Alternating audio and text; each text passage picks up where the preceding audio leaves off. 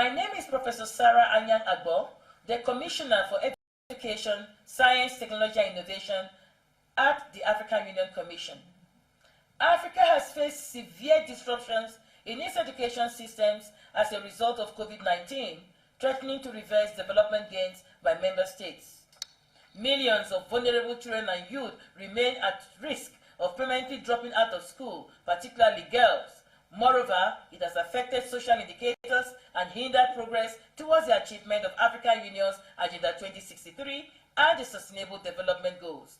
Therefore, this crisis is a wake-up call for all stakeholders to act urgently to tackle these challenges as schools gradually reopen and learning resumes, and the time is now to reset education in Africa. African children deserve safe learning environments, quality teaching and learning, access to education enablers, including technology, connectivity, and energy supply. Therefore, it is important we work together, and that is why I am delighted AU and GPE are partnering on these areas. The Global Education Summit is an opportunity to come together and, through political will, partnership and collective action, push forward the transformation of education systems in Africa. I thank you.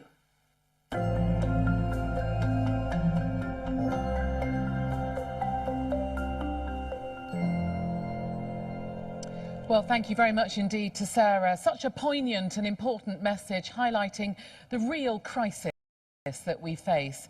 Allow me now to welcome onto the stage one of the world's most tireless advocates for girls' education, the chair of the board of directors of GPE and former Prime Minister, no less, of Australia, Julia Gillard.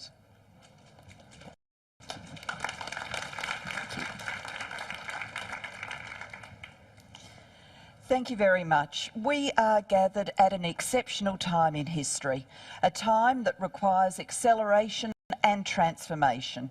GPE is uniquely positioned to traverse these challenges and seize these opportunities.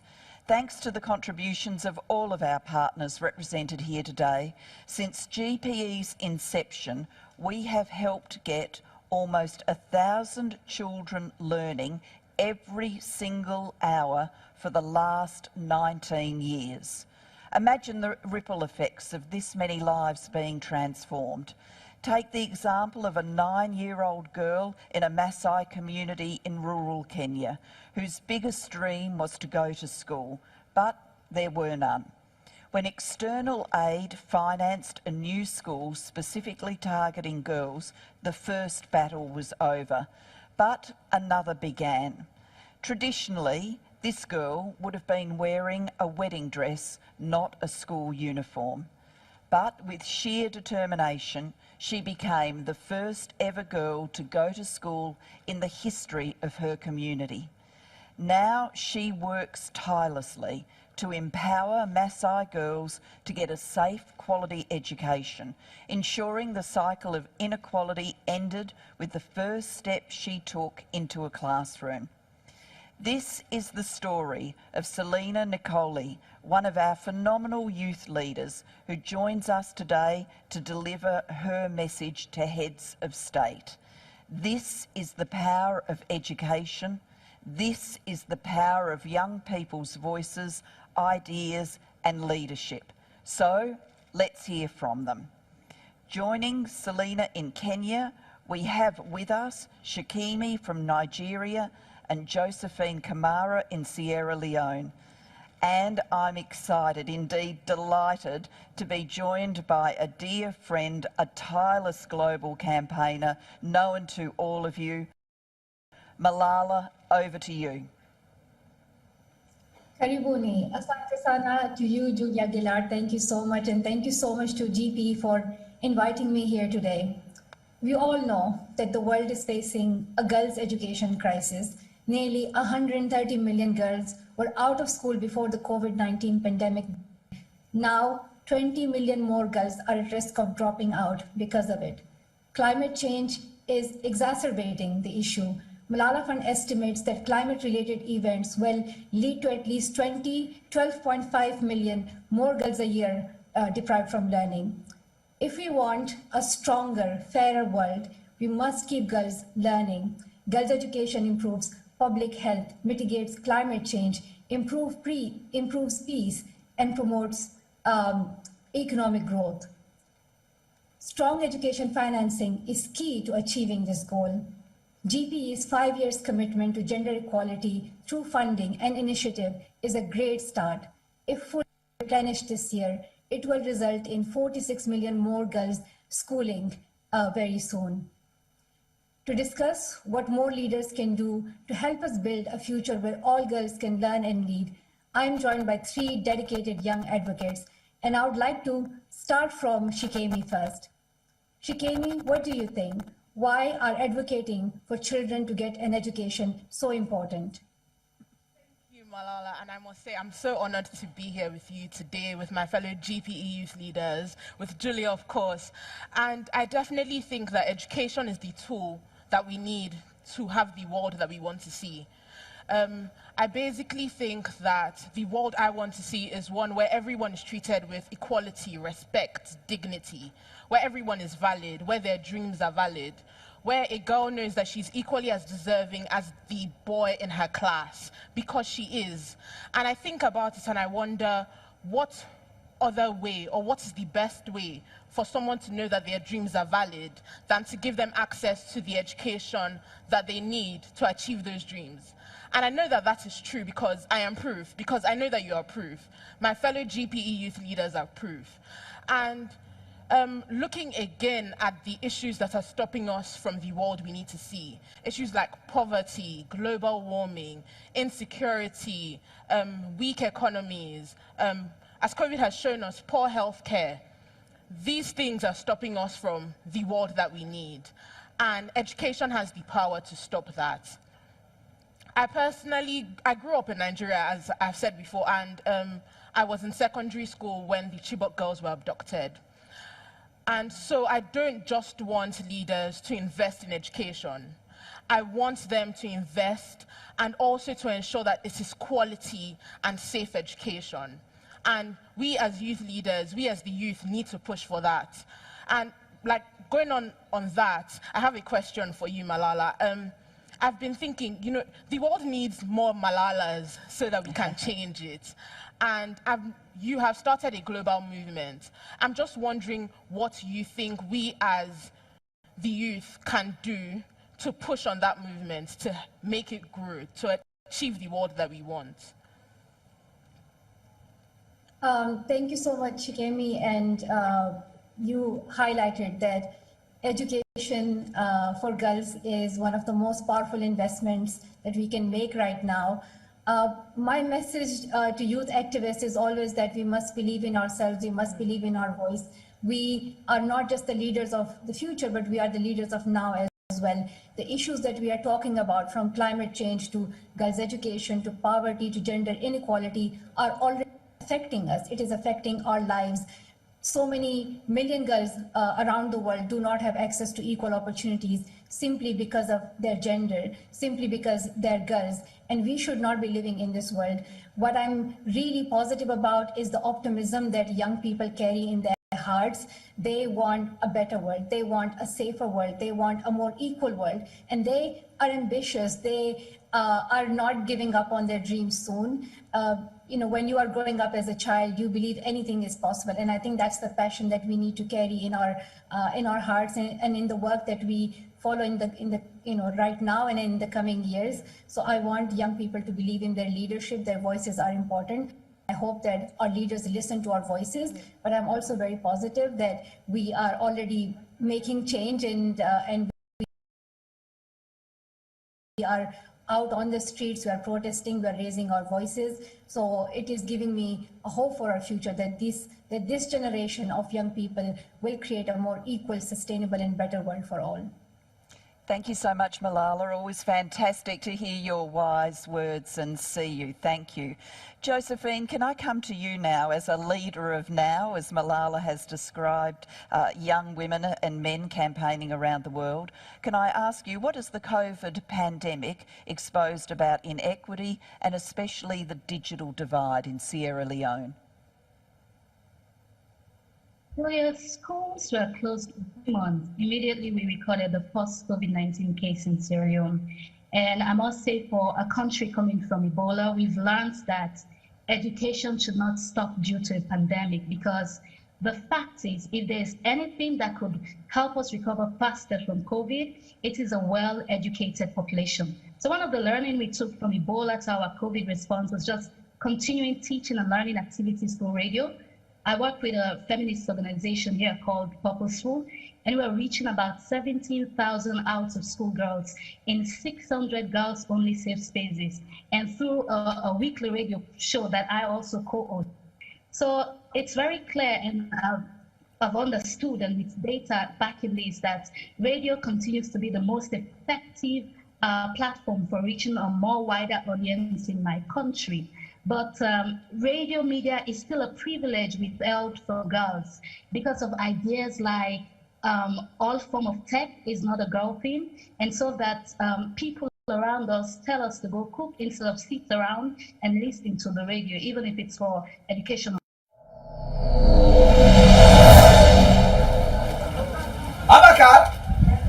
Abakar, come. Abakar, yeah, this field. Now I can't go point. It can't go sell out. Yagi, I go by field London. This is where I go sell again. So I go to go so. Where young people have raised their so much for your intervention, and I'm going to draw Selena into the conversation now. COVID is one of several crises facing the global community today. Obviously, we also face the climate crisis, where young people have raised their voices to demand change. Selena, how do you think these are linked, and how important is education to tackling the climate crisis? Thank you, Julia. In the Maasai village that I come from, the only socio-economic activity is nomadic pastoralism. But with climate change, education has been really greatly affected, and students are being pulled out of school to take out on new responsibilities at home. And also due to more frequent and prolonged droughts, as a community, we are experiencing children, especially boys, being forced out of school to accompany cows far away from home in search of water and grass, and usually leaving behind women and children facing extreme hunger. Also in Kenya, not all students were able to return to school after the COVID pandemic, and therefore we've lost many futures to teenage pregnancy, child marriages, entrance into the workforce, or just simple discouragement. And I think education is the best tool that we can use to fight climate change, because through education, young people like us have become better leaders, and we have become better at sharing knowledge and experience with our local communities on adaptations to the climate crisis we are facing. And education has also enabled us to share and teach the importance of protecting our precious environment and becoming environmentally friendly. And we always continue to remind our Maasai community that despite our devotion and love for the cows, which can only produce milk in season, they should embrace education, which is the other cow that you can milk in and out of season. And it has long-term benefits to children and our community and nation at large. So I want to take the opportunity to ask world leaders to really prioritize quality education for all girls, as it is an essential pillar for a better future for them and for the whole society. Thank you. Thank you so much. We have questions posed for leaders, and we have some leaders joining us now. I do want to welcome the following leaders on stage. President Bio of Sierra Leone, welcome. President Bazoum of Niger, welcome. And Prime Minister Roble of Somalia. We are turning from our young leaders to our national leaders. Thank you for joining us. Welcome to you. We've just been having a wonderful conversation with young leaders about education and what we need to do to seize the vision we all want of every child in school and learning. Now we'd like to hear your thoughts. But first, let me go back to Malala to give you a quick snapshot of our discussion. Malala.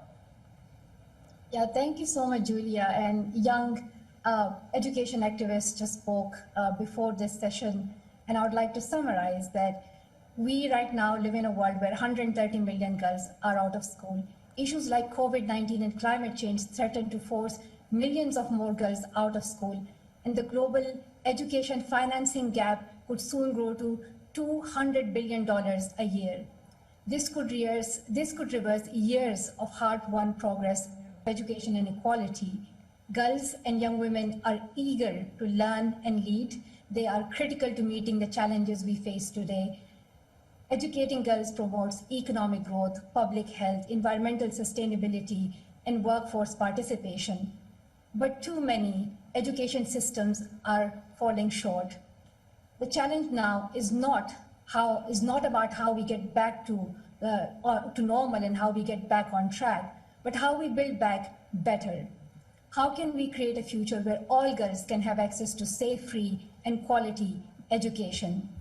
World leaders, those who are here with us today on stage, those who are listening to us virtually, and those who will listen to us later, must listen to young women.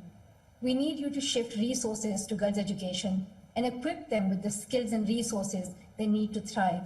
We need you to see the links between climate change and girls' education and commit to gender-equal green learning for all. The commitments made for GPE help, but falling short of the goal also means that millions of girls will lose on the chance to quality education, and their futures are worth fighting for. Education promises a safer, more equitable, and more prosperous future for girls and our world. We must invest in education. And as I always say, one child, one teacher, one book, and one pen can change the world. But the reality is very different when a child does not have a book, a pen, and a teacher. So financing is crucial to making sure we create a world where all children, especially girls, can learn and can be in school. Thank you. Asante sana.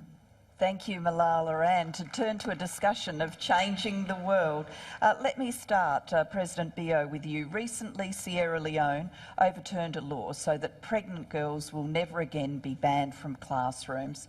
How has this action changed the lives of girls in your country? And what are your plans for ensuring that girls have access to a quality education? Thank you very much. I want to start off by saying that access to quality education is a fundamental human right. Besides, my government has already stated that human capital development is our priority, but also we want to make sure that human capital development is actually inclusive. Having said that, I want to add that it is easier said than done, access to quality education. For women or girls in particular, there is, of course, gender disparity, especially in the schools, and certain norms and discrimination have not allowed the girls to be able to continue to do their education. So we have to take care of that. And again, when you think about the number of girls who drop out of school, I thought that it would be a big failure on my part, who is very passionate about education, to leave any girl behind. So our policy is to make sure that all girls, irrespective of the fact that they are pregnant or not, are able to continue school or go back to school after childbirth. It was for this reason that we brought in this new policy. What has it done? Well, of course, it's been difficult. We are trying to narrow the gender disparity gap, especially for pregnant girls. So we had to bespoke this particular policy to make sure that those gendered norms that militate against pregnant schoolgirls is taken care of. That is why we did this. And what has it done? It has given confidence to girls not to be pregnant, but to know that when they are pregnant, they still have another chance. That's a huge number. In Sierra Leone this year, last year alone, from our school census, we had about over 2,000 girls who were registered pregnant. Schoolgirls. Normally, all of them will fall out of school, drop out of school. But because of this policy, they have a chance to continue school. And our policy is about making sure that they stay in school as long as possible and that they can return to school after childbirth. You know, on a lot of occasions, we have put the burden on the girls, little girls in their formative years. We look at them to be, what do I say, sexual gatekeepers who would have to say no. That is victimization. We are being unreasonable. And of course, after they get pregnant, we accuse them again. And that means secondary victimization. We want to get, what our policy has done is, it's gotten rid of that secondary victimization. It prevents, we are doing everything to prevent early pregnancy. My wife is a big campaigner. She goes all over Sierra Leone. Hands off our girls is a campaign on her part, which means we don't want anybody to tamper with these girls. But should they fall victim, we should not secondary victimize them. And that is what this policy is about. More girls are retained in the schools now, even with the parents, starting with me. I was vehemently opposed to it. But on second thought, and not wanting to go against my own belief that everybody should have the opportunity to go to school, I had to make a U-turn on that policy to allow pregnant girls to continue their education and to come back after they would have given birth. You know, so more kids are retained in school. The victimization has reduced dramatically. And what have we seen? A more confident group of young girls who know that they have at the highest position the president and the wife, who we advocate for them to make sure that their schooling continues. Thank you. Well, thank you so much for thinking so deeply about an important policy issue and for putting the priority on girls' education. I am going to turn now to President Bazoum, who will be speaking to us in French if you want to access your translation device. Mr. President, you made education a policy priority when you took office earlier this year. How do you plan to strengthen the education system so that you can address challenges like climate change, child marriage, and ensuring that the children of today are ready for the economy of tomorrow?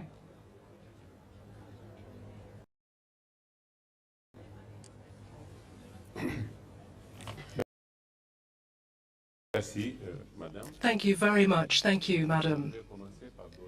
First of all, I would like to start with a couple of figures, if I may. I think it would give you an idea of the situation as it stands in Niger for young girls, for young women, and in particular when it comes to their right to schooling, their right to education, and their right to employment. Unfortunately, we are a country where the statistics are perhaps amongst the worst. We're unfortunately amongst the worst when it comes to statistics pertaining to the right for women to have access to different rights. Our country is has a tradition of polygamy and early marriages.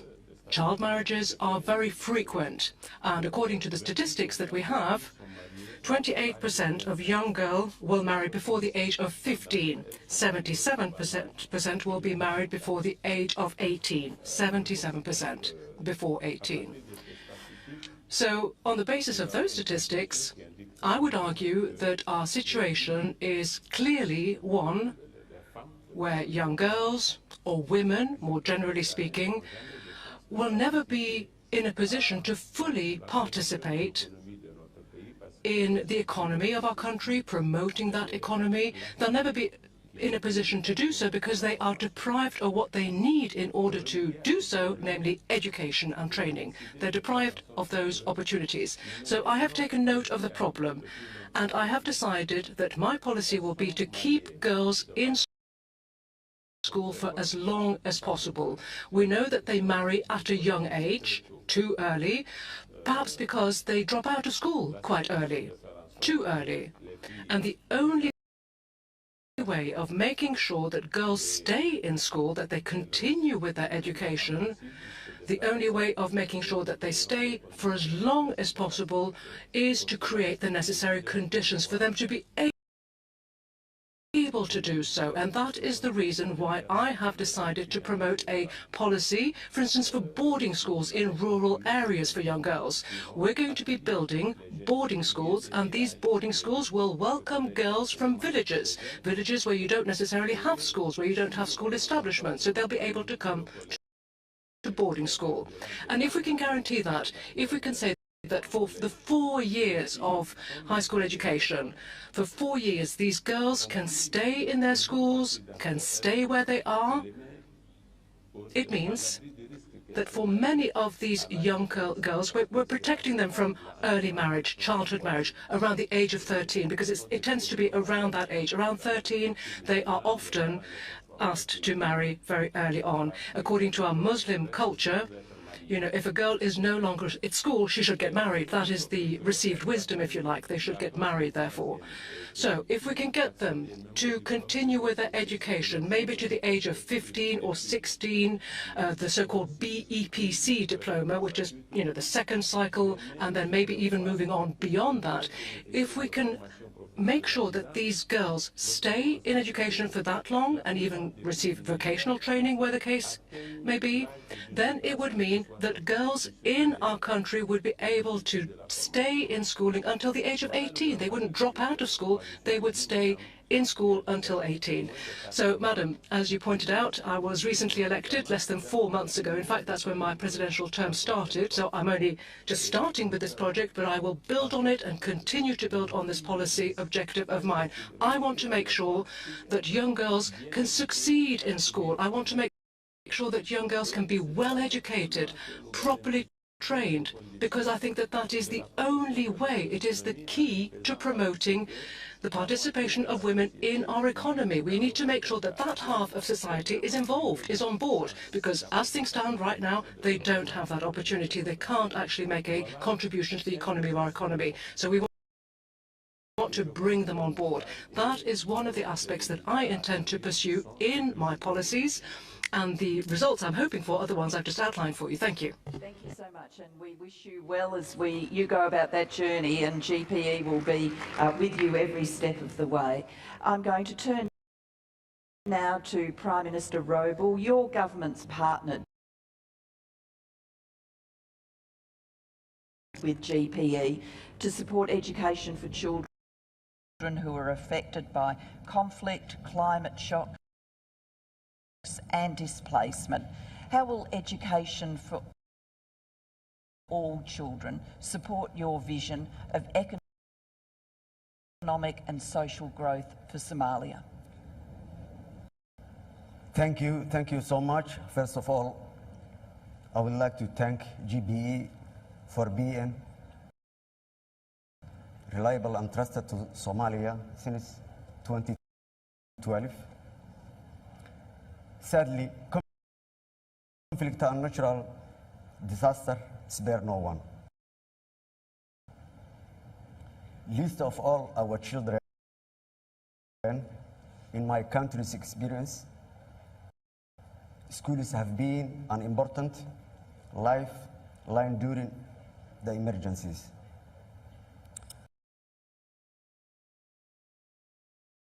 As you know, schools provide children with a safe haven where they not only can continue with their education, but also benefit from critical life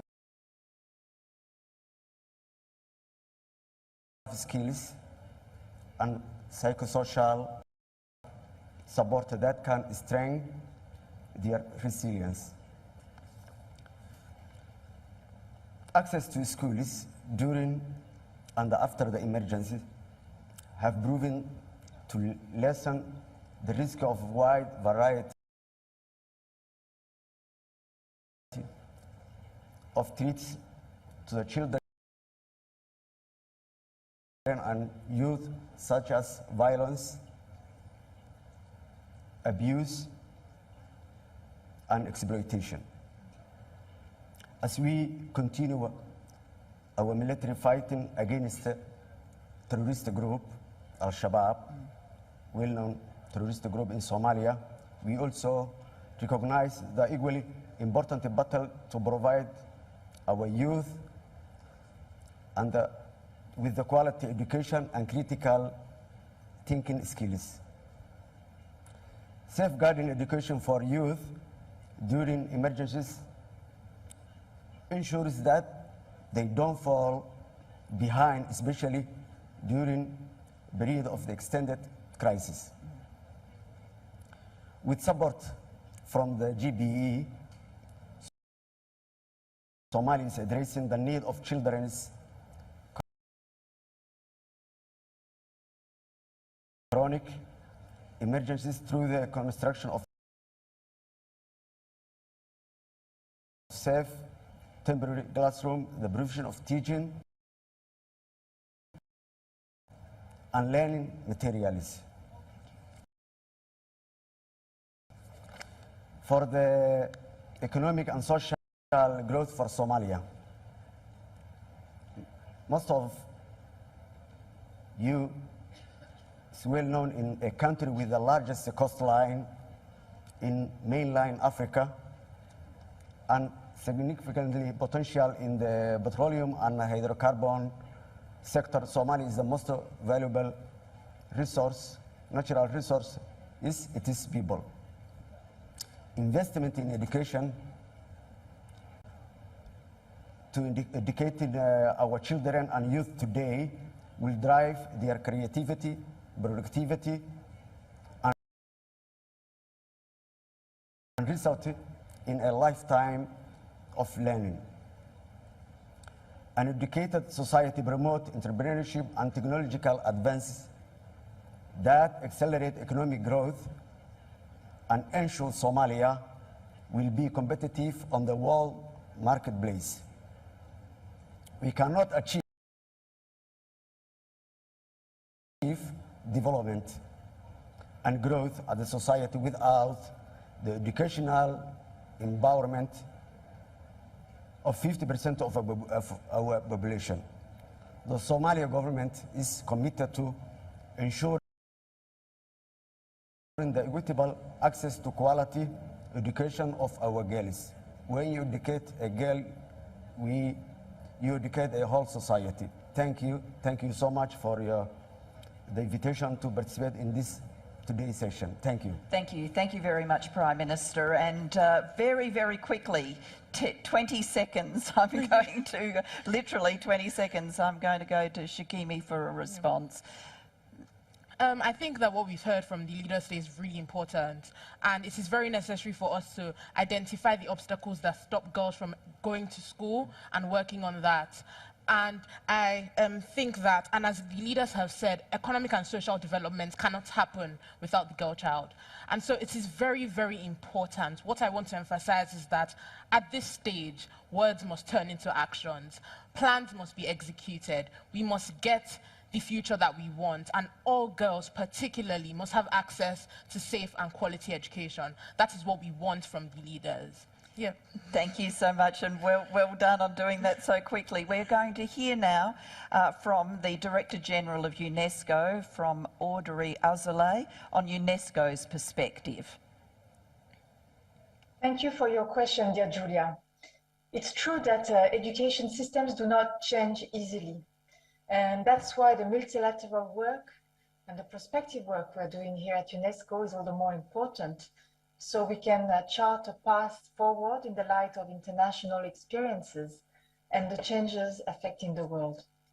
But thinking about the future of education has led us to one unwavering conviction, that even though education must evolve, it is and it must remain a common good that is accessible to all.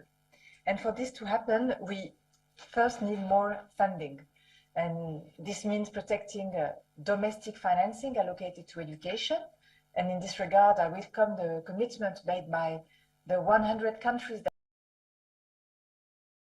that participate in our UNESCO Global Education meeting last October to set aside between 15 and 20% of public expenditure for education. We will have the opportunity to reaffirm this commitment at our next Global Education meeting in November, and also to discuss the lessons learned during the pandemic. But it also means increasing international financing for education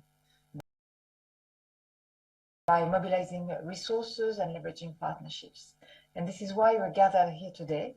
And I thank the Global Partnership for Education, the Prime Minister Boris Johnson, and President Uhuru Kenyatta for organizing this summit. 3 years after Dakar, we are gathering to reiterate that education is the best investment for the future. I thank you very much. Well, thank you very much indeed to Audrey, and thank you, Your Excellencies, to Julia, Malala, Josephine, Selina and Shikemi, leaders of today and very exciting and promising leaders of tomorrow. Thank you very much indeed. Well, we all know, don't we, that education is the foundation for change to the world that we want for our families, for our communities, for our countries, and of course, for the planet. A quality education impacts all of the other development goals that we, of course, share. The ripple effect of education is one of the themes of this Global Education Summit. And so this feels like a very good time to remind you that, as well as all the speakers joining us here in London, there is a wealth of discussion and debate available on the virtual summit portal. So when you do have a chance, please do make sure to check that out. We'll bring you lots of tributes to that throughout the day. Like this, the ripple effect, education's impact on sustainability. Are we doing enough? Are we asking enough? And are we enough? Can we bring forth a change in paradigm so pronounced it begs the walls to break, it asks the earth to shake, and when it shakes, we grab onto the closest thing we can find? In my mind, we find each other. Hello and welcome to the Global Education Summit. This is education's ripple effect. As countries try to navigate their way out of the pandemic, we have an opportunity to transform learning for the future, to build back better from the pandemic, and to make sure that every child receives a quality, inclusive and safe education. It's about human connection. The transfer of knowledge from teacher to student, the transfer of wisdom is what sits at the heart of education. It is fundamental that we make quality education open to all. And when we do that, we will see a ripple effect of a quality education. Healthy and safe children, active citizens, strong action against climate change, and girls with decision-making abilities. By bringing together critical services such as immunization, education, nutrition, we can enable a virtuous cycle. For young people, investing in their education is investing in their lives and their futures. They want relevant and quality education, which is gender transformative, inclusive, and based on climate justice and sustainable development. Listen to us. We want to preserve our world, the ecology and the climate. Work with us, engage with us. We are smart, driven and ready to become the future leaders. When you have environmental degradation, that will not change unless people in the communities can change their behaviors, and education is key to that. It's apparent that yes, time is not on our side anymore, but we have to start somewhere. This is the time to step forward for those left furthest behind. Together, we must deliver results, leaving no one behind. Education is a weapon that can change the world. Thank you very much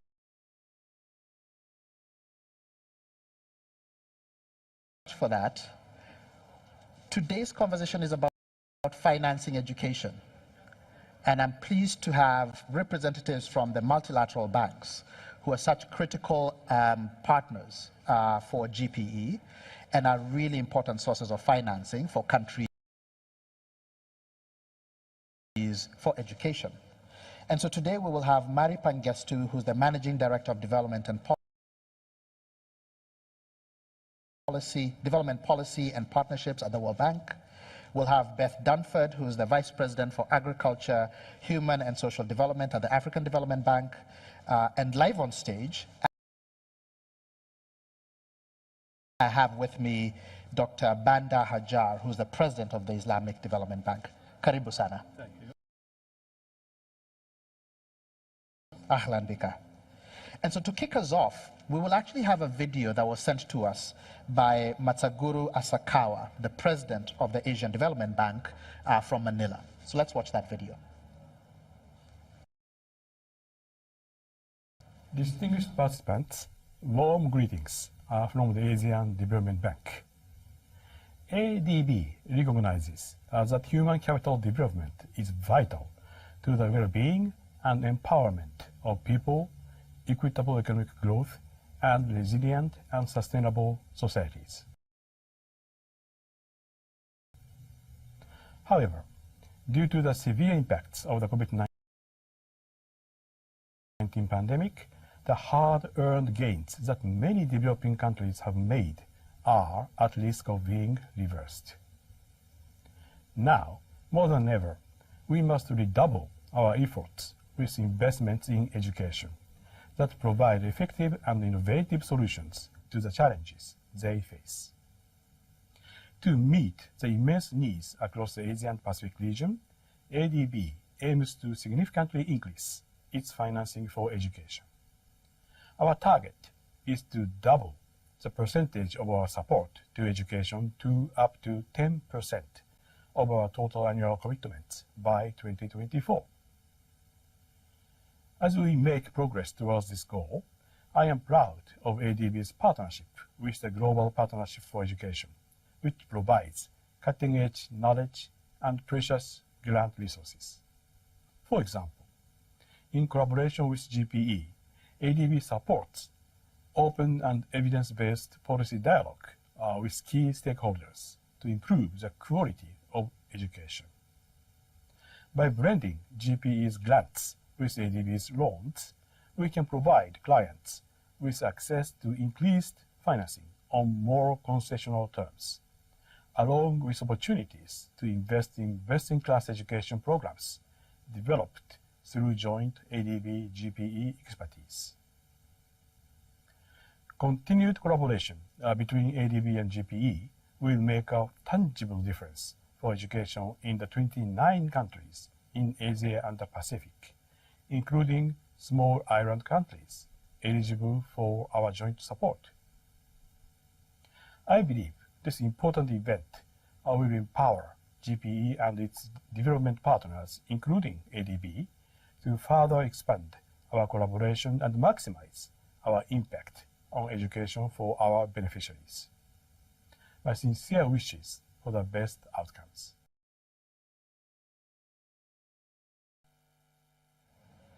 So good to hear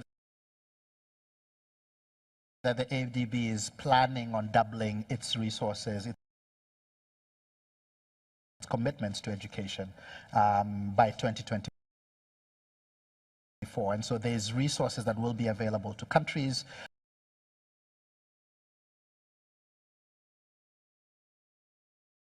and you can see how GP is playing such an important role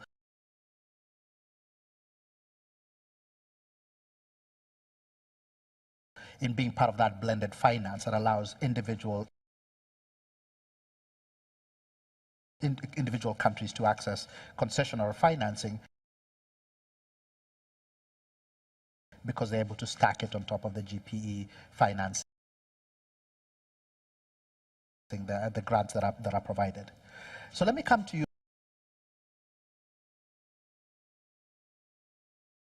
Mari, at the World Bank. I believe you're currently in DC, so good morning to you.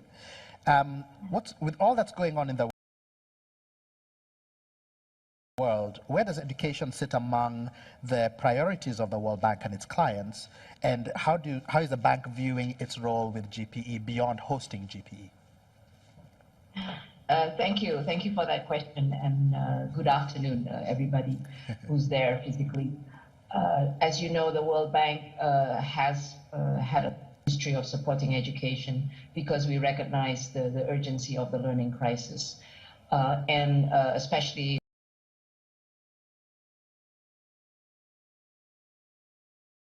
with IDA, our assistance program for the poorest countries. We have been ramping up our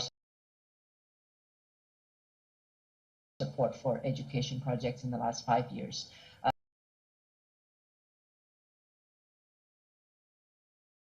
Including 7.2 billion just in the last 2 years. We know that the pandemic is going to pose serious challenges for learning poverty and urgency of the crisis.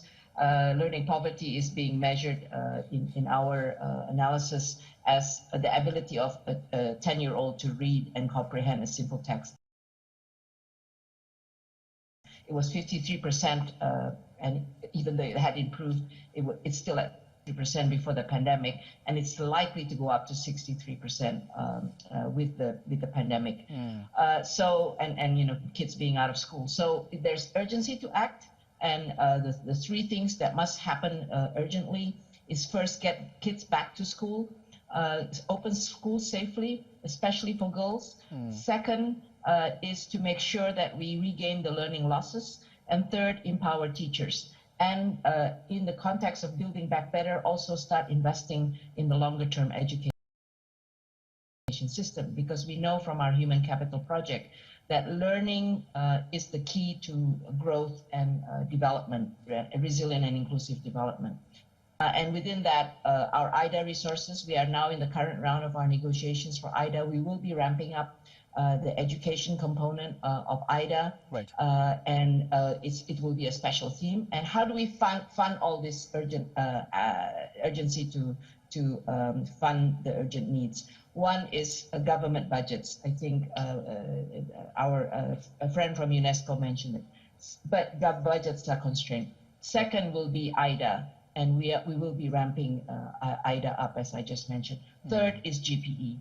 The global partnerships, such as Global Partnership for Education, is key to make sure that we can not just get the finance, but also the knowledge. And as you mentioned, they will complement grants and concessional loans, such as from IDA.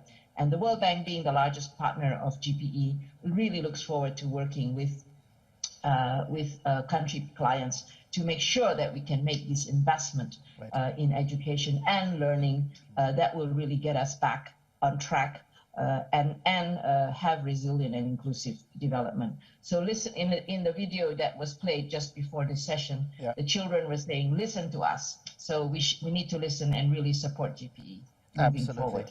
Absolutely, absolutely. And let me come to you, Dr. Bandar, because you're here with us live. The Islamic Development Bank is actually changing its engagement with GP and with education. And I'm aware you have some prepared remarks that you'd like to deliver to really lay out what is this new strategy and the engagement model. So I welcome you to share your remarks. Thank you so much. In fact, this summit comes on the heels of the devastating effects of the COVID-19 pandemic on the global economy and the education system worldwide.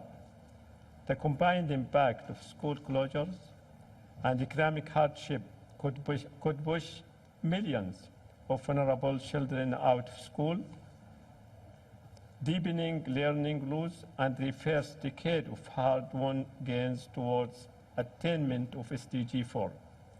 Allow me to commend the impressive campaigns led by the GBE Secretariat with the support from the co-host, the United Kingdom and Kenya, leading to this global summit. Thank you for bringing us all together. The ISDB was honored to host the Middle East launch of the case for investment at our headquarters in Jeddah, Saudi Arabia on 6 April 2021. The event was a unique opportunity for the Arab institutions to showcase their engagement in education and reaffirm their commitments on the global stage. The purpose of education is to build, strengthen, and sustain society. As we gather here in London, the global community is at crucial juncture. Our joint commitment to invest in quality education now will help shape the future that lies ahead. Therefore, I stand here today to reaffirm the ISDB commitment to this inspirational call as enshrined in our holy text that seeking knowledge is mandatory to all Muslims and that society has an obligation to fulfill this fundamental human rights for every girl and boy. Also, ISDB membership comprises a range of income groups and education system. There is a clear consensus on the scope and scale of challenges facing children and young people in these countries, from access to education at an early stage to ensuring education system deliver and skills children needed. The ISDB organizes the unique role that investing in education system can play to help countries build stable, peaceful, and prosperous societies. Investing in education is the most cost-effective way to drive economic development through improved skills and competencies of youth for productive and gainful engagement in societies and the economic opportunity within their environment. These are not the challenges that any single institution can meet on its own. This is why in 2018, ISDB began to deepen its partnership with the Global Partnership for Education by mobilizing $30 million in new funding to support Tajikistan, unlike further $10 million from the multiplier GB's innovative finance instrument. Okay. The combination of the GBE's grant finance, ISDB concessional lending, and both our organization expertise will build dozens of new schools in Tajikistan, introduce an assessment mechanism to support competency-based learning, train teachers, and modernize education management information system so policymakers access better data on performance for informed decision-making. At the global level, ISDB now joins the World Bank and the Asian Development Bank as accredited grant agent for GBE fund and work alongside with the World Bank on GBE's board of directors for the Multilateral Development Bank constituency. The ISDB wants to build on this early success. To scale up our collaboration, we must do this with an urgency that matches the scope and speed of learning crisis our member countries face. At this Global Education Summit, I am pleased to tell you that the ISDB aims to develop and deploy a new blended finance tool. Our ambition is to mobilize at least $400 million concessional lending from a range of partners, with at least $100 million in grant finance from GBE. Together, we can deploy $500 million towards quality education across 37 GBE partner countries that are members of the Organization of Islamic Cooperation. To achieve this, we are working closely with the GBE and our colleagues in the Arab Coordination Group of Development Finance Institution. I am particularly proud to note that the Islamic Development Bank, as a member of the Arab Coordination Group, hereby pledge up to $250 million of the $400 million in co-financing needed to activate this innovative new approach. The balance of the funding has also been committed by other members of the ACG.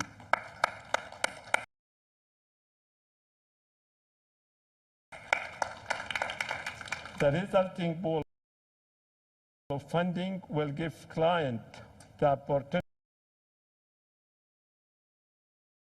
to invest much more in schooling and learning. By working together on a single harmonized approach to project financing and design, we can do this without sacrificing agility or a single-minded focus on impact.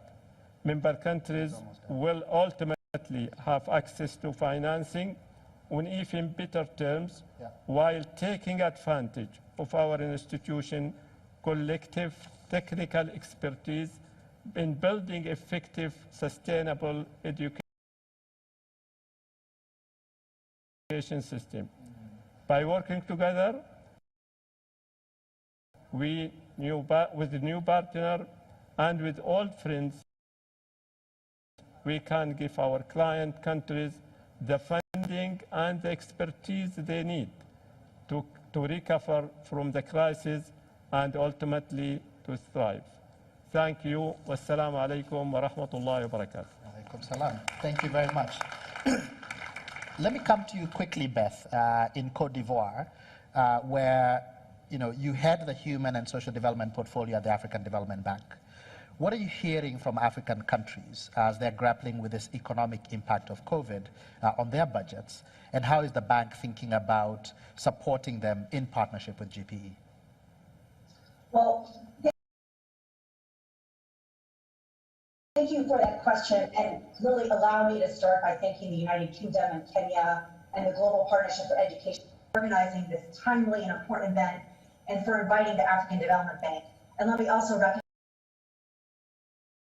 the presence of other partners around this table joining us today. So the overall financing gap is enormous. This is prior to COVID-19. Estimates showed that Africa would need $40 billion a year to bridge the education financing gap by 2030. And so, of course, we know that this figure is going to increase post-pandemic.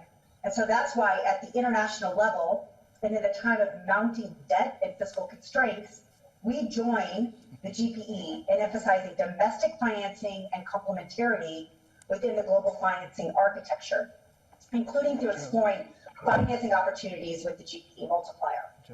So as a direct response to COVID-19, I'm proud to announce and to note that the bank's board approved up to a $10 billion COVID-19 rapid response facility to save lives and livelihoods in African countries. And going forward, as we position to support Africa recover and build resilient economies post-COVID-19, the bank recognizes the importance of strengthening partnerships to address funding bottlenecks at all levels of education so as to build the necessary skills for employable and productive workforce in Africa. In particular, we applaud GPE and all partners that invest in foundational learning, which forms the basis for investments in education in later years. And in recognition of other development partners' strengths in foundation learning, the bank, in complementarity, is focusing its support on higher education, science, technology, engineering, and mathematics, or STEM, and technical, vocational, and education training, TVET. So this is in light of evidence that shows that Africa's slow progress in building a critical mass of skilled workers qualified in these skills is adversely affecting the continent's ability to transform its economies. So that is why, since 2010, the bank has invested over $1.5 billion to support young Africans to access the STEM and TVET qualifications. So we plan to continue a similar focus going forward with an additional focus area to support digital skills and online learning infrastructure to improve connectivity, access to virtual learning, which, as we all know, has become much important post-COVID. So the African Development Bank, in conjunction with the African Union, is developing a $300 million African Science, Technology, and Innovation Fund to boost investments in Africa's human capital, mainly in technical and vocational training, or TVET, as well as science, technology, engineering, and mathematics, working with private sector capital to extend our reach. So going forward, we are very excited about the partnership agreement we are discussing with GPE, mindful of our respective strategic focus areas in education, and we envisage to undertake joint activities in policy reform, knowledge generation, and capacity building education across Africa. Thank you. Thank you very much, Beth. Thank you very much for those comments, and great to hear how the AFDB itself is stepping up into exactly this critical challenge. I think I'll channel all the young people who were on the previous panel who said it is one thing to hear big commitments made on stage, it is another thing to see action on the ground. And so anything we can do to accelerate those resources flowing to actually change the lives of the people on the ground will make a dramatic difference for our lives. Let's give a round of applause for those who are on video and Dr. Banda, who's on stage with us. Thank you very much for that. We are going to transition to the next session. Thank you very much. As teachers, we have always found it important to support learners with new ways to learn and help build a skilled and ethical society. Even before the pandemic, we engaged our students through curriculum development and research, affordable print and publications for schools, animations, and our award-winning radio and television stations. This infrastructure was critical for continuity of learning during the COVID-19 pandemic. In compliance with the COVID-19 regulations, we worked day and night to deliver lessons to our learners at home. To help our learners access the material easily, the lessons produced were posted on EduTV YouTube channel and the Kenya Education Cloud so that learners could listen or view on-demand content from any device. Through the support of the Global Partnerships for Education, GPE, we produced more programs for our students and increased our technical capacity to deliver remote learning for free. Our world has shifted, and with it, we had to shift as well. As we are now fully returning to our classrooms, we take this moment to acknowledge the victories of our silent heroes during the trying times. The timely response by our dedicated teachers and educational media was critical to sustaining learning during this period. As we forge ahead, we need to move towards more inclusive, resilient, and effective education systems that are sustainable and adaptable to our context. GPE will help us develop quality and inclusive lessons, reach more students with professionally trained teachers, and help lift many more people out of illiteracy and poverty. Together, we call upon world leaders to increase investments in education because education is the foundation for a brighter future. We raise our hands for education. Education is the largest public service, delivered to the widest demographic, and it touches every single household in a country. Transforming the sector therefore requires immense efforts to bring all stakeholders into common cause, working with complexity, uncertainty, and being ready to deal with unprecedented crises, as we've seen with COVID-19. In a moment, I will be joined by 5 ministers who will share their examples of what is possible when leadership, evidence, and resources are aligned behind an agenda. But first, let's take a look at some of the highlights from yesterday's virtual session on Education Reset, Learning from COVID-19. La Covid nous a vraiment obligés du jour au lendemain à Because tenter of des COVID, choses, à from one day imaginer to the des next, choses we've had to look at things differently. We've thought the unthinkable. We are in the fourth industrial revolution, where you cannot in any way look at education as secondary to anything. Education is not just a piece of the puzzle, it's the whole puzzle. Many governments have risen to the challenge of reaching these children. It's nice that we can think about putting a man on Mars, etc., but we haven't fundamentally understood how to deliver a learning experience in person or online. So this pandemic has been very, very suboptimal. But it has created some silver linings, and it also reinforces the idea that we shouldn't have to pick between in-person and online, that the ideal is when you can use both. A movement from a pedagogy of chalk and talk to one of inclusion, discovery, the old Freirian notion of by doing we learn and learning we do better. Clearly, we must allow people to use the technology because it's equalizing, it's transformative, it allows every student to have access to the content, and they can learn at their own pace. Teachers and students need to have the agency and control over their own learning, including what, how, and to what extent they will use technology.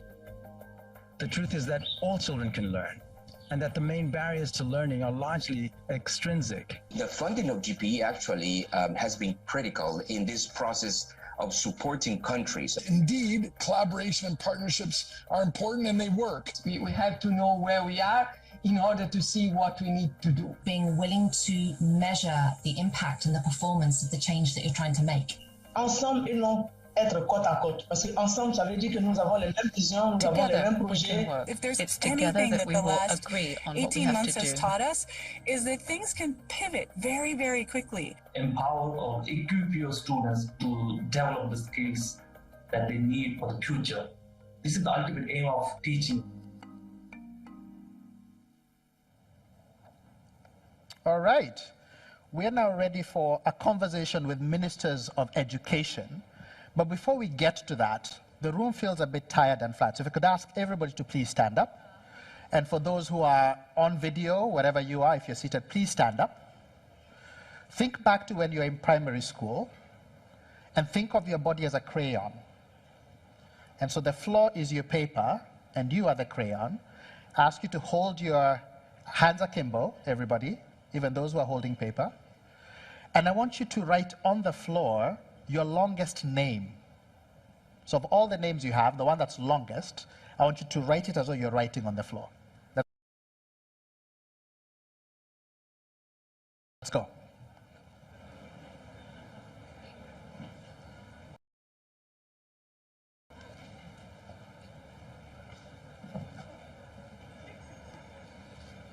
Got a little energy in the system? Good. If you're done, you can sit. I will now ask the 5 ministers who are joining me on stage to please come on board. The first is George Magoha from Kenya. We have Agnes Nyalonje from Malawi. We have David Senge from Sierra Leone. We have Shafkat Mahmood from Pakistan.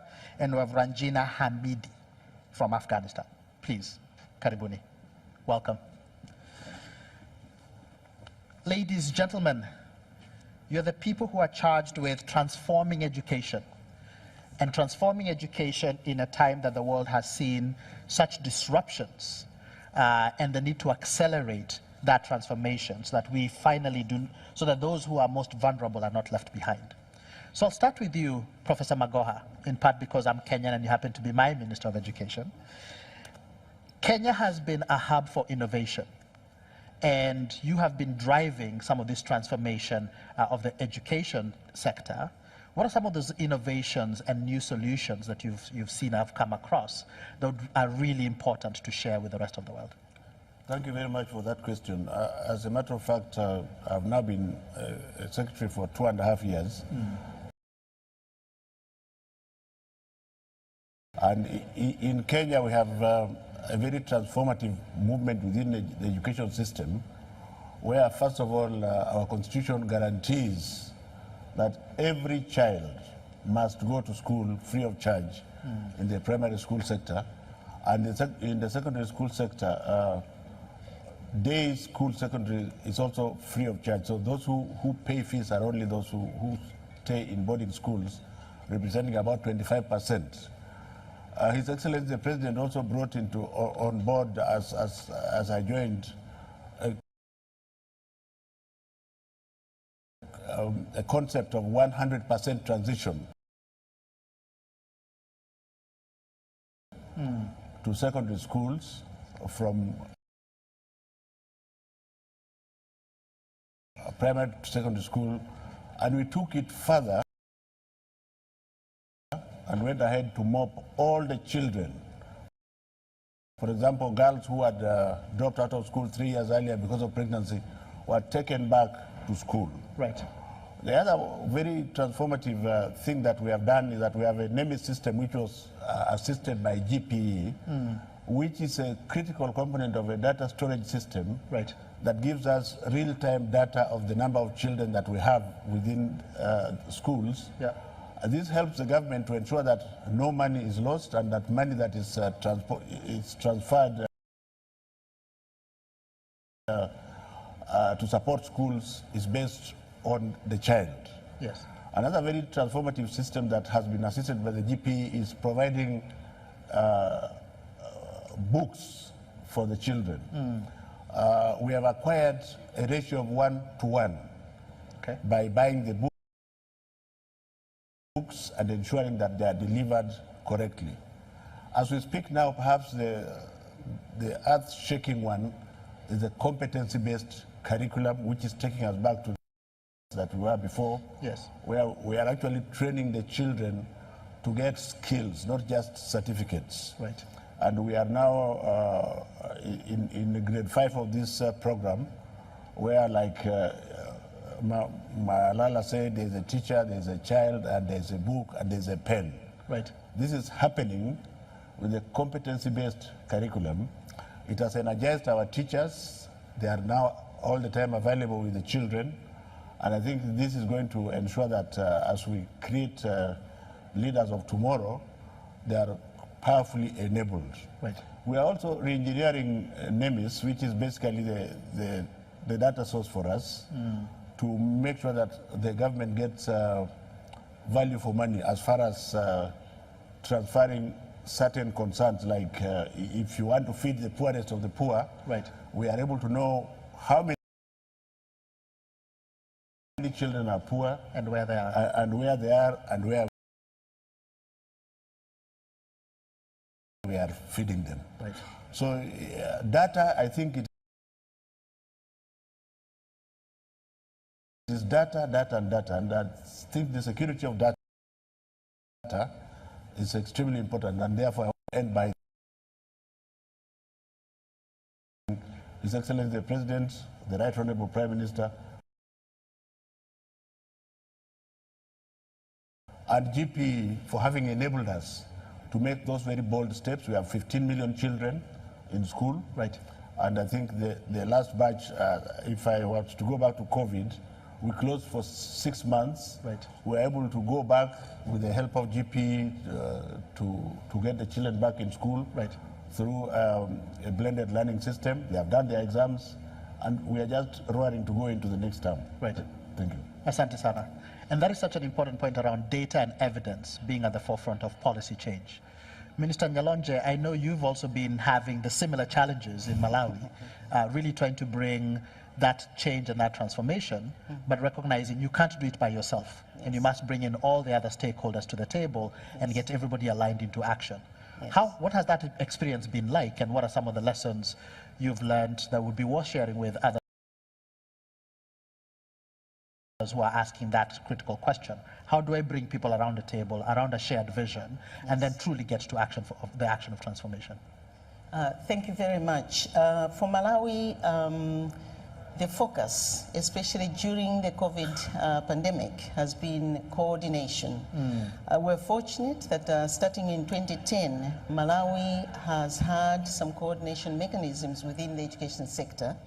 Of course, in the beginning it wasn't perfect, but as time has gone, we've improved on it, such that we have what we call a sector-wide approach within the education sector, which brings all the partners together. Perhaps private sector is not as strongly represented, and perhaps we should do more to have the youth represented, but the structure is there. The benefits of that structure is that planning and coordination, monitoring and alignment to national priorities is assured. We also find that it provides a space for ongoing dialogue, something that we found extremely useful during the COVID pandemic, where we had to plan very quickly. We had to share information and data of what is happening on the ground very quickly, and we had to trigger action very quickly. So the coordination mechanism exists at the strategic level, where you have steering committees, as well as at the operational level. And let me also add that part of the benefit is the joint financing, the pooling of finances. That, during the COVID pandemic, has been extremely useful, because one of the things that the joint financing assures is predictability of the money. When you have a crisis, you need to know whether you have the money when you need it. You need to know how much money you have. You need to know how quickly you can get the money to the schools. Because in our case, we found that with the congestion, especially in lower primary, for example, we had to start building low-cost classrooms very quickly. As we speak, these are being built. That meant we had to disperse money to each of the over 5,000 primary schools. And to do that, you needed a system to be in place. So that system helped us. Of course, we've learned that there are things we must tweak and improve on, but overall the system is there. I want to talk a little bit more about the joint financing mechanism. It's been extremely useful for us, and that is a mechanism also where the resources from the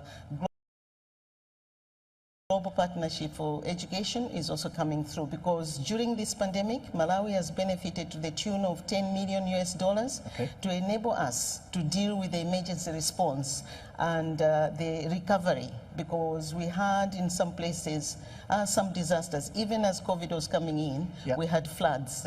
Life still continues. Yes. So what we found ourselves doing is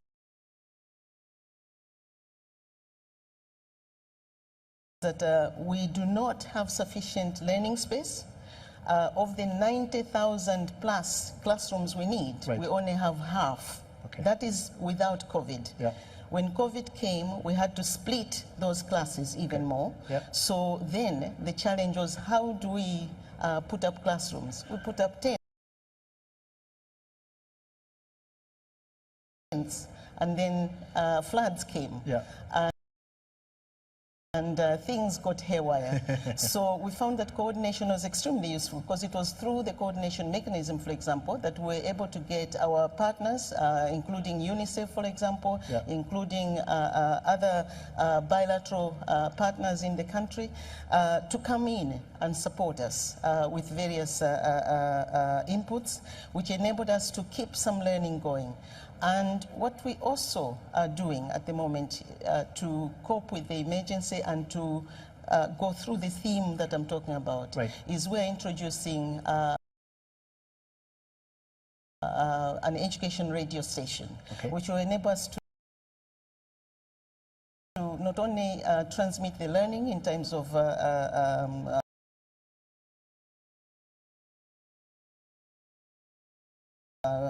disasters, but it will also be a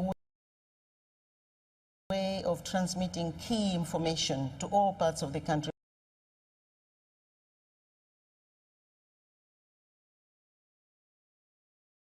Some of which are very inaccessible and have no net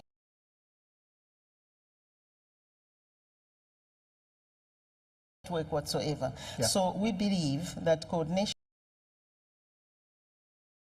is important for the joint working, Yes. but also for the monitoring and evaluation and the production of evidence for policy and decisions, Right.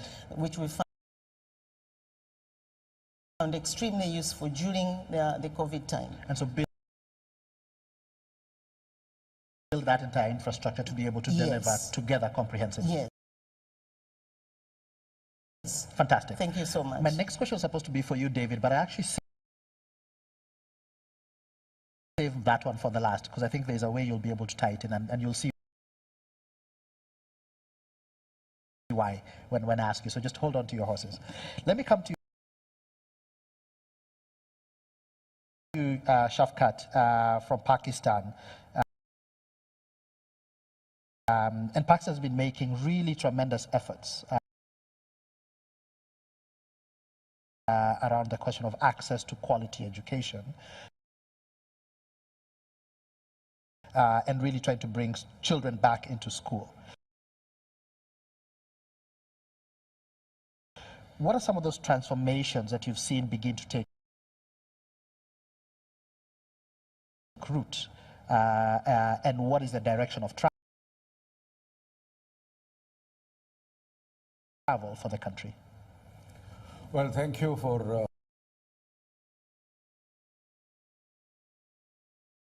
inviting me. There are lots of things being done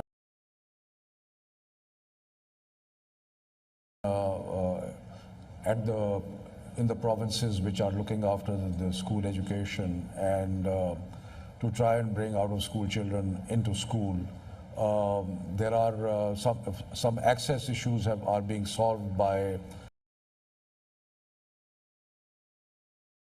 creating double shifts in school so that in the same school you can have different children come in the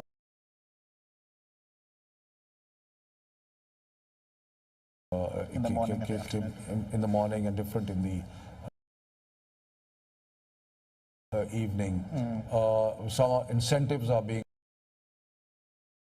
given. We are in our plan to cash transfer to the poorest of the poor. We also give special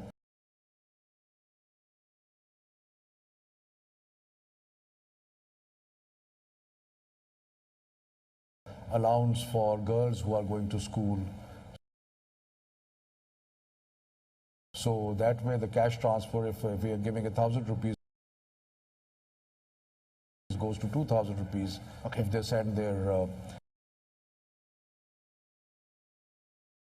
children to school. But I think when we talk of transforming education, actually the COVID experience has taught us the value of using technology for transforming, actually trying to transform, because transformation is a big word. Yes. We can do all the traditional things right. We can improve access, we can get teachers better trained, we can try and get as many children as we can into school. But actually, when we say transformation, yes,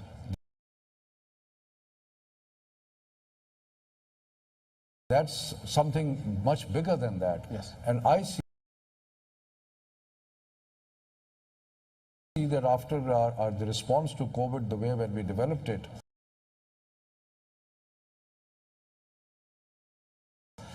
and we found that, for example, we started a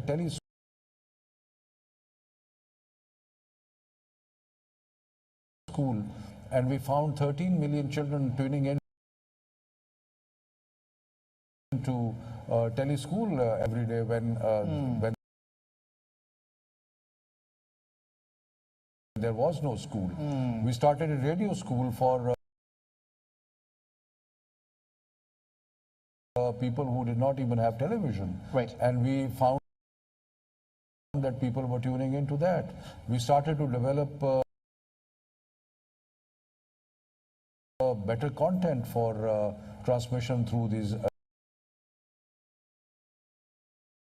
channels. Right. We also started to do experimentation, blended learning, where we started to use technology in classrooms. We started to use tablets. We started to use smart boards, and we found that learning levels improved because of this. Right. So, and also in a country where there are serious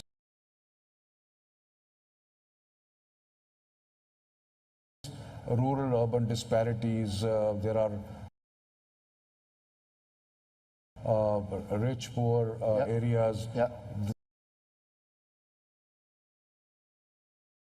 The technology allows you to leapfrog many of the traditional barriers. For example, sitting far away, you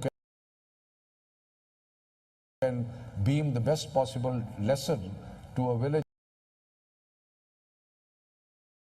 which is far away. Yes. So I see, and we are now investing heavily in technology, right, and we are trying to make sure that we have the wherewithal, the training, the capacity, the expertise, and we are trying to build the entire education technology sector in the country so that we are truly able to use technology to transform education. Right. Because that is where I think we will be able to impact out of school children. Yeah. Because we'll be able to reach them nearer to their home. Yeah. We'll be able to reach, improve adult education. Right. We will be able to access girls who are not willing to go far away from home. Right. So there are a number of things that technology allows us to do, and I see the role of technology as truly transformative in the long run. And then you start bumping into issues of access and so on and so forth, Yes, which absolutely. then it's a coordination with the relevant ministries within government to be able to do that. In fact, one other thing, we found that there was a digital divide in the country, because when we started using technology, yes, we found that certain children were denied technology because there was no internet connection. Exactly. So we are now launching a major program to cover the entire country with internet, so that technology can be used by everybody. There's a group that we at Dalberg increasingly call people who are caught in the coincidence of exclusion. Right? So when you think about the people who are poorest, have the worst agriculture outcomes, have the worst educational outcomes, have the worst access to clean water, it's usually the same people, it's the same communities.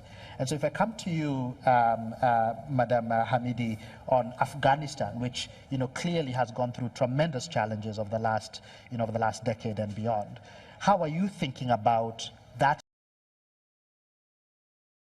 transformation, recognizing the challenges that you have in the country, but also in some ways the opportunity and the need to really build your human capital if Afghanistan will rebuild as a country?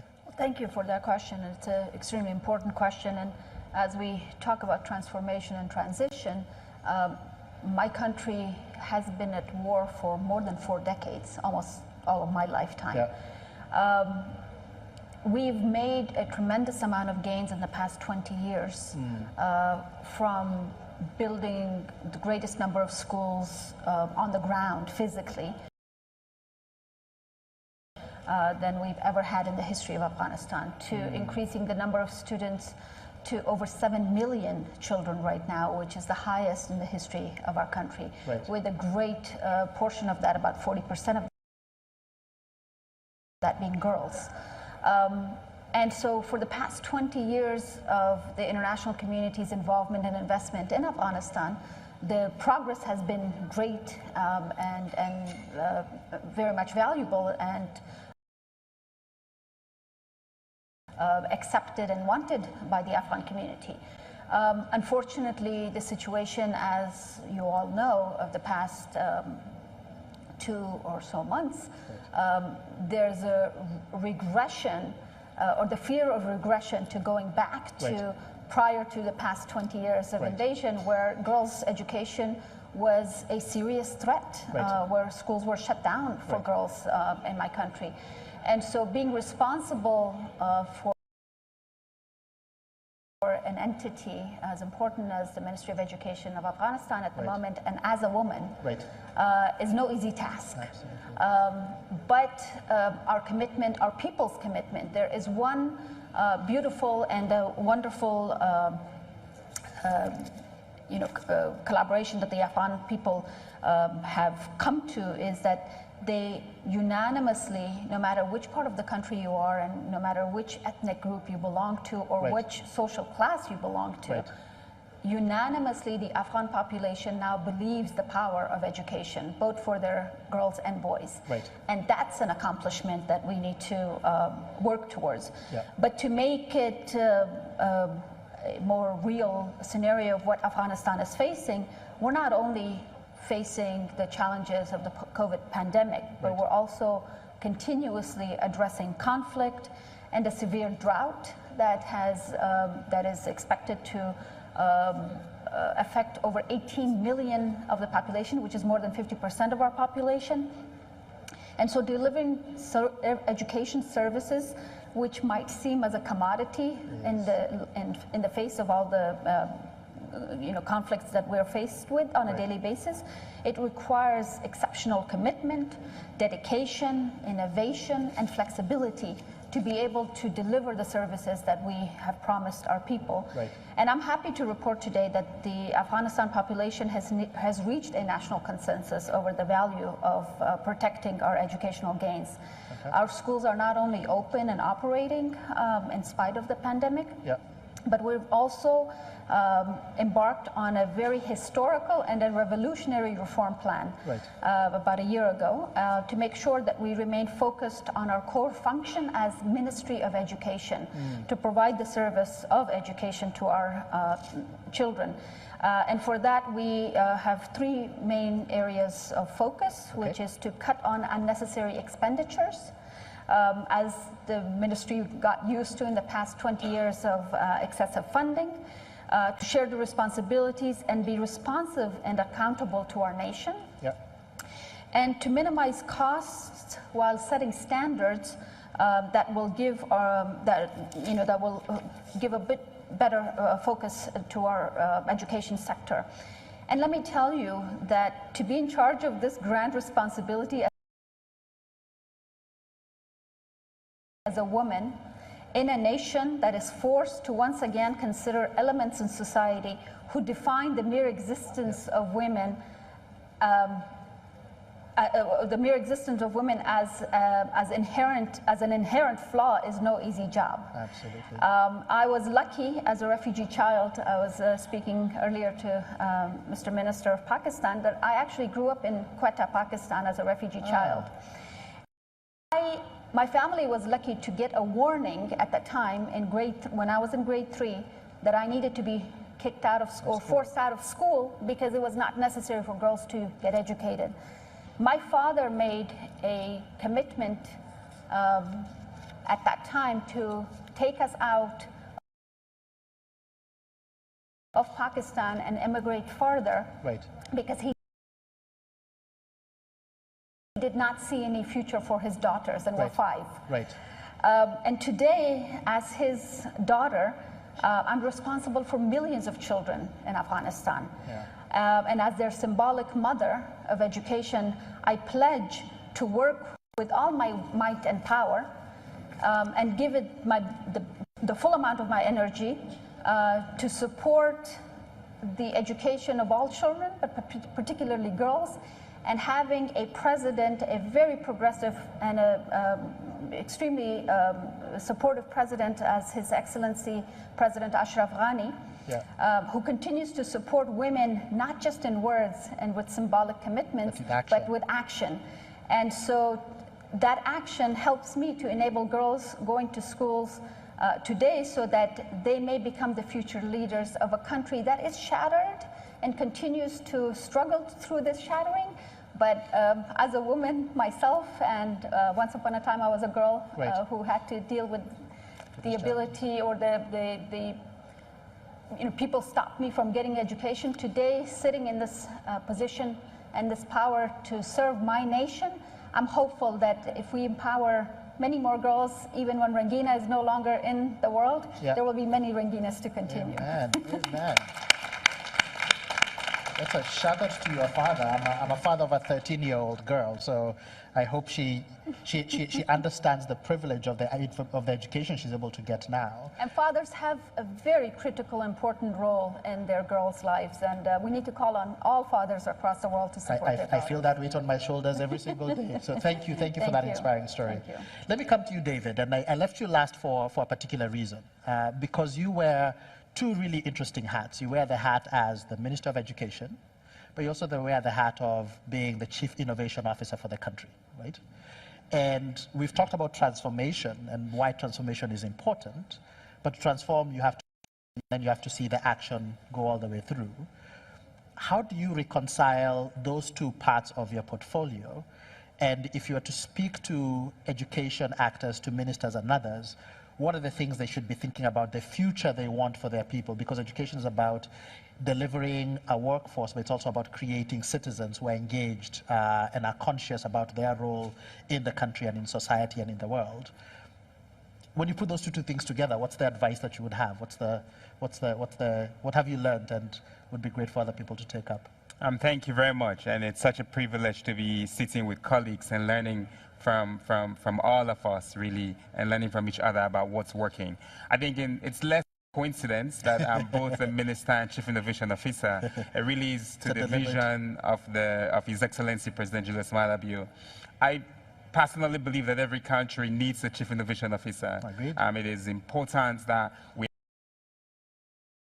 are systematic about how we think about the future, how we deploy technology and systems that cut across the entire governance framework, and particularly when we're thinking about education. I think in terms of vision, everything has to be hybrid. From everything we've heard, whether it's radio, television, paper is technology. Yes. So for the kids who cannot have radio and television, and because of the agenda, we need to be able to ensure that they have access to the oldest form of technology, that's paper, and we need to be able to have humans who are around as well to give them the support that they need. So it's really important that first we deploy hybrid solutions, online, offline, on TV, on radio, on mobile, with paper. We have to think hybrid. Just as this conference is hybrid. Yes. But I think the second part is data and analytics. It's important to have data, but it's what you do with that data. It's how you analyze it. And most importantly, what the evidence, how you're going to deploy it to make an evidence decision making. And when you think about vulnerable groups, unless we step inside of the data, beyond national, beyond district, go at the school level, go at the individual level, that's where we can transform. And so one of the things we're doing in Sierra Leone is we're working with several collaborators actually, Fab Inc., EdTech Hub, supported by FCDO, and several organizations are working with us. Sierra Leone now has our annual school census data from 2012 all the way to 2020 linked, and we are able to, from wherever I am, really interrogate that. That's why you saw His Excellency can reference our annual school census data. We don't joke with it. It's fully digitized. And for me, really, when we speak about new forms of thinking, we talk about 5 C's, critical thinking, comprehension, computational thinking, creativity, and civics, because ultimately the education has to have a value, has to be applied. Absolutely.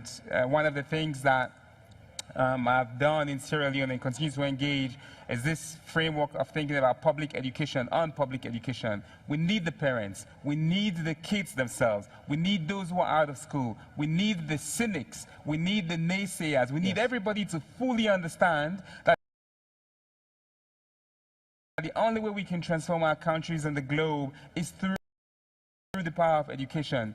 And that's not theory. And for you to move it from theory, you have to deploy solutions that work. So one example His Excellency spoke about was radical inclusion, where we think about pregnant girls, kids with disabilities, kids who are in hard-to-reach areas, and kids who are poor. If you build a solution for a pregnant or parent female who's poor with a disability living in a place that you're not going to reach in 3 hours, you're guaranteed that will work for somebody in the urban area than that for the wealthy boy. So we have to really think about radical inclusion, not as theory, but the way in which we get universal. And one example, right? We just finished the national primary school exam, and we talk about technology.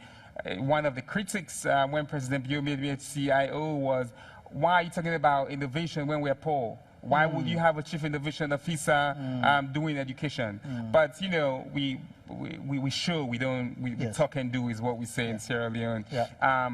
Everybody takes the national exams, the primary school exams, the largest number ever this year, and usually it will take up to 6 weeks for kids in remote areas to get their results. And if you're a poor woman in the far hills of Alaba, you have to walk 48 miles to a city close by, and you buy a scratch card and you check your kids' results.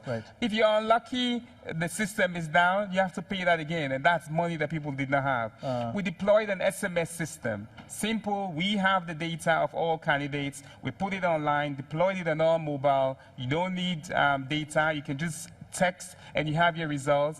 Today we've had over 1 million SMSs in 3 days.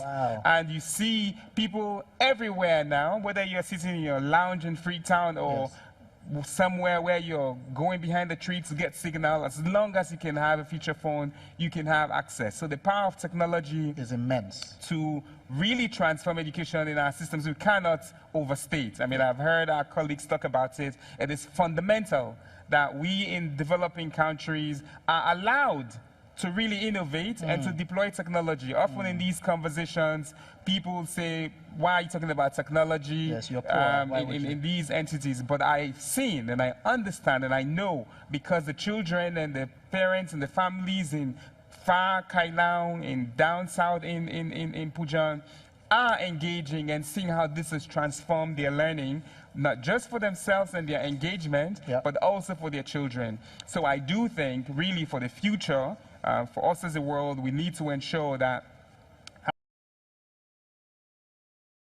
how we get that female from a poor background and marginalized to get access to the same quality education. We need to deploy hybrid technology. We need to focus on evidence derived from data-driven, and we need to deploy policies like radical inclusion that transforms our societies. This is the only way we're going to... I like that phrase of radical inclusion, because it's exactly what breaks what I was calling the coincidence of exclusion. It's exactly that. I mean, the thing about radical inclusion is you have to be intentional. You cannot be silent about inclusion. You have to do something. You have to change the law. You have to build a ramp. You have to ensure that you build a system that works for everybody. That's why we call it radical inclusion. This is the passion that ministers of education, most people, you don't see this passion, and you only assume they're blank faces and just making edicts. This is the passion that I've seen from ministers of education every time I work with them, and I feel the weight on your shoulders is so heavy, but we believe in your leadership, we believe in your ability to transform education for everybody. And so thank you for that conversation. We will wrap up now. Asante sana. Thank you. It might look like a simple bell. Well, for Carolina, it is the dedication to overcome any obstacle and change your life. For Jeremiah, it is the commitment to learn by any means. For Marcella, it is the ambition to become an empowering teacher. For Washington, it is an educated community where no one is left behind. For us, it is the opportunity to transform education and unlock a brighter future for more than 1 billion boys and girls. The stakes are higher than ever. More than 250 million children. Many more if world leaders don't step up to it.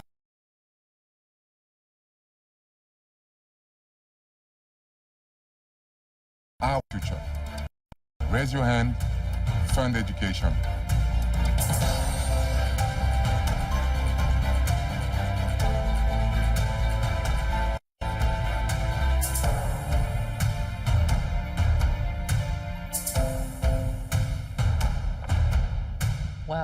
he doesn't need much introduction to Didier Drogba, a global footballing icon with a call for our collective future.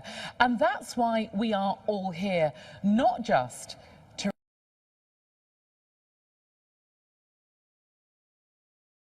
fun